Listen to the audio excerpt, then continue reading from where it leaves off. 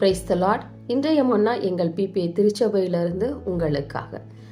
ஒரு தேவ மனிதன் வில்லியம் பிரஹாம் தன்னுடைய வாழ்க்கை சரிதையிலே இவ்வாறு குறிப்பிடுகிறார்.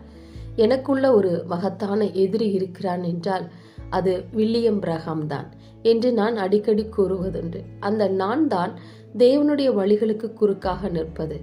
அந்த நான் தான் சோம்பேறியாயிருப்பது. அந்த நான் தான் ஏதாகிலும் செய்ய முடியும் என்ற நிலைக்கு வந்து அவ்விதம் செய்யும்போது தேவனை என்னுடைய வழியிலிருந்து அகற்றி விடுகிறதா இருக்கிறது.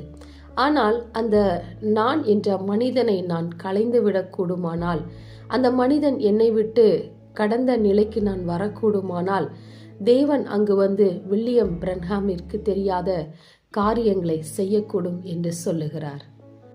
பிரியமானவர்களே, இந்த வருடம் முடிக்கப் போகிறோம். எத்தனையோ இடங்களிலே நம்முடைய ஆசீர்வாதம் இல்லாமைக்கு, நம்முடைய குறைவுகளுக்கு, நம்முடைய இயலாமைகளுக்கு நாம் வேறு ஒருவரை நாம் காரணம் சொல்லி கொண்டிருக்கிறோம்.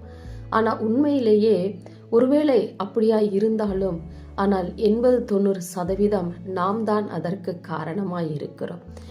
யோவான்ல ஒரு வசனம் எப்படியாய் சொல்லுகிறது யோவானை குறித்து, நான் சிறுகவும் அவர் பெருகவும் வேண்டும் என்று. நம்மளுடைய வாழ்க்கையில என்றைக்கு நான் என்ற அந்த வார்த்தை சிறுகி கொண்டே போகிறதோ, தேவன் அந்த இடத்துல பெருகி நமக்கு புரியாத எட்டாத அநேக காரியங்களை நம் வாழ்க்கையிலே அவர் செயல்படுத்துவார். நம்மை அவரால் பயன்படுத்தவும் முடியும். ஆமென்.